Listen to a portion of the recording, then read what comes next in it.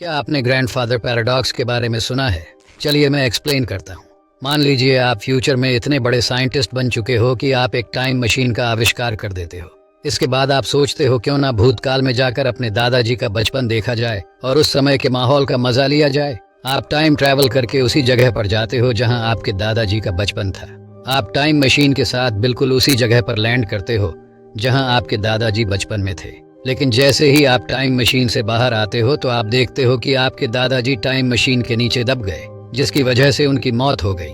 अब जबकि उनकी बचपन में ही मौत हो चुकी है तो इसका मतलब उनकी कभी शादी ही नहीं होगी, और उनकी शादी ना होने का मतलब है आपके पेरेंट्स का अस्तित्व नहीं होगा, और आपके पेरेंट्स का अस्तित्व नहीं होगा तो जाहिर सी बात है कि आप भी पैदा नहीं होंगे। इसका मतलब आपका भी इस दुनिया में अस्तित्व नहीं होगा। तो अगर आप एग्जिस्ट ही नहीं करोगे तो पास्ट में जाओगे कैसे?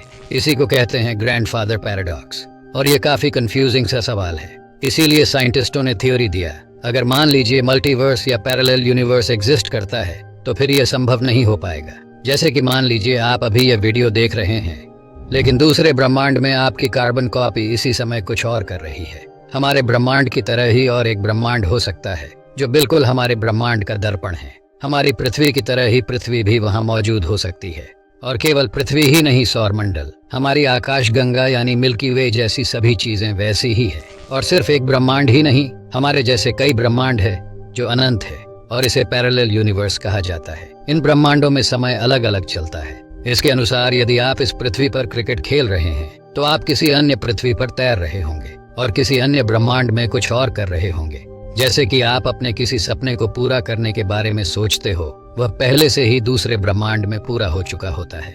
इसके अनुसार वहाँ एक अलग समय रेखा चल रहा है। तो इसी कारण अगर आप टाइम ट्रैवल करते हो तो आप ऐसे ही किसी ब्रह्मांड में पहुंच जाओगे, और अगर आप किसी दूसरे ब्रह्मांड में जाकर अपने आप के दादाजी को मार दिया तो इस ब्रह्मांड में कोई असर नहीं पड़ेगा, क्योंकि वह आपके किसी दूसरे ब्रह्मांड में मौजूद आपके वेरिएंट का दादाजी होगा।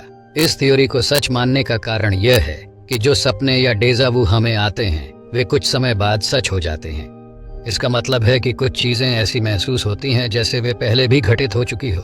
इसीलिए हम इसे सपने में भी कभी कभार देखते हैं या फिर डेजावू महसूस करते हैं।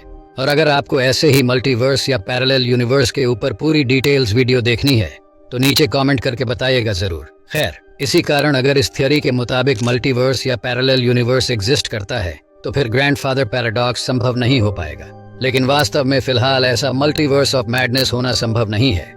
इसीलिए आप सब्सक्राइब करके हमारे साथ जुड़े रहिए ऐसे ही रहस्यमय चीजों के बारे में जानने के लिए।